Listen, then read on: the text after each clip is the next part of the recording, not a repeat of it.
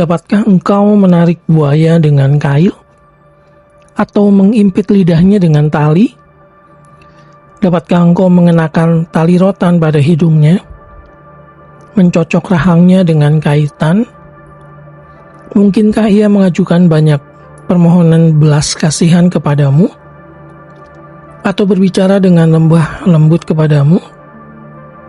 Mungkinkah ia mengikat perjanjian dengan engkau, sehingga engkau mengambil dia menjadi hamba untuk selama-lamanya? Dapatkah engkau bermain-main dengan dia seperti dengan burung, dan mengikat dia untuk anak-anakmu perempuan? Mungkinkah kawan-kawan nelayan memperdagangkan dia, atau membagi-bagikan dia di antara pedagang-pedagang? Dapatkah engkau menusuki kulitnya dengan serampang dan kepalanya dengan tempuling?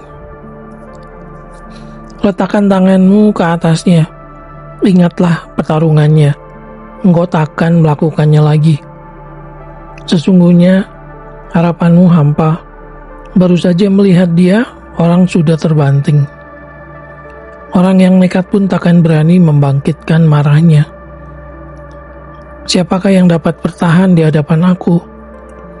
Siapakah yang menghadapi aku yang kubiarkan tetap selamat?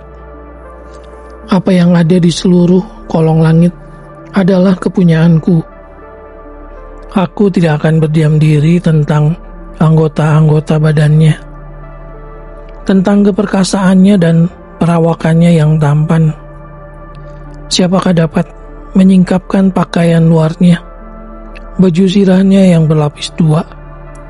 Siapakah dapat menembusnya? Siapa dapat membuka pintu moncongnya? Di sekeliling giginya ada kengerian. Punggungnya adalah perisai-perisai yang bersusun, terlekat rapat seperti meterai. Rapat hubungannya yang satu dengan yang lain, sehingga angin tidak dapat masuk. Yang satu melekat pada yang lain, bertautan tak terceraikan lagi. Bersihnya menyinarkan cahaya, matanya laksana merekahnya fajar. Dari dalam mulutnya keluar suluh dan berpancaran bunga api. Dari dalam lubang hidungnya mengepul uap, bagaikan dari dalam belanga yang mendidih dan menggelak. Isinya, nafasnya menyalakan bara dan nyala api keluar dari dalam mulutnya. Di dalam tengguknya ada kekuatan, ketakutan berlompatan di hadapannya. Daging gelambirnya berlekatan, melekat padanya, tidak bergerak. Hatinya keras seperti batu kilangan bawah. Bila ia bangkit, maka semua yang berkuasa menjadi gentar, menjadi bingung karena ketakutan. Bila ia diserang dengan pedang, ia tidak mempan. Demikian juga dengan tombak, seligi atau lembing. Besi dirasanya seperti jerami, tembaga seperti kayu lapuk. Anak panah tidak dapat menghalau dia. Batu umban seolah-olah berubah padanya menjadi jerami. Gada dianggapnya jerami, dan ia mentertawakan desingan lembing. Pada bagian bawahnya ada tembikar yang runcing. Ia membujur di atas lumpur seperti pengeretan pengirik. Lubuk dibuatnya berbual-bual seperti periuk. Laut dijadikannya tempat memasak campuran rempah-rempah. Ia meninggalkan jejak yang bercahaya, sehingga samudera raya disangka orang rambut putih. Tidak ada taranya di atas bumi. Itulah makhluk yang tidak mengenal takut. Seperti yang tinggi takut kepadanya, ia adalah raja atas segala binatang yang ganas.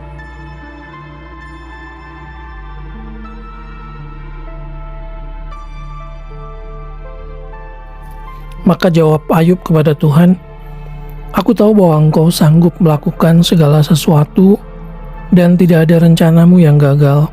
Firman-Mu, siapakah dia yang menyelubungi keputusan tanpa pengetahuan?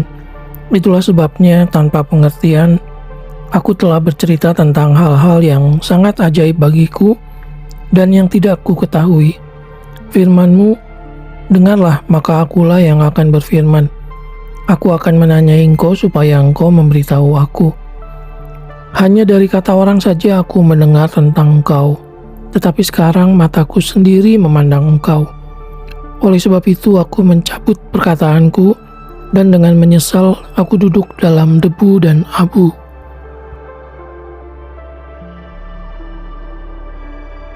Setelah Tuhan mengucapkan firman itu kepada Ayub, maka firman Tuhan kepada Elifas orang teman, murkaku menyala terhadap engkau dan terhadap kedua sahabatmu, karena kamu tidak berkata benar tentang aku seperti hambaku ya Ayub. Oleh sebab itu ambillah 7 ekor lembu jantan dan 7 ekor domba jantan, dan pergilah kepada hambaku Ayub, lalu persembahkanlah semuanya itu sebagai korban bakaran untuk dirimu, dan baiklah hambaku Ayub meminta doa untuk kamu, karena hanya permintaannya lah yang akan kuterima, supaya aku tidak melakukan aniaya terhadap kamu. Sebab kamu tidak berkata benar tentang aku, seperti hambaku Ayub. Maka pergilah Elifas orang teman, Bildad orang Suah, dan Sofar orang Naama. Lalu mereka melakukan seperti apa yang difirmankan Tuhan kepada mereka, dan Tuhan menerima permintaan Ayub. Lalu Tuhan memulihkan keadaan Ayub setelah ia meminta doa untuk sahabat-sahabatnya, dan Tuhan memberikan kepada Ayub 2 kali lipat dari segala kepunyaannya dahulu. Kemudian datanglah kepadanya semua saudaranya laki-laki dan perempuan, dan semua kenalannya yang lama, dan makan bersama-sama dengan dia di rumahnya. Mereka menyatakan turut berduka cita dan menghibur dia oleh karena segala malapetaka yang telah ditimpakan Tuhan kepadanya, dan mereka masing-masing memberi dia uang 1 kesita dan sebuah cincin emas. Tuhan memberkati Ayub dalam hidupnya yang selanjutnya lebih daripada dalam hidupnya yang dahulu. Ia mendapat 14.000 ekor kambing domba dan 6.000 unta, 1.000 pasang lembu dan 1.000 ekor keledai betina. Ia juga mendapat 7 orang anak laki-laki dan 3 orang anak perempuan.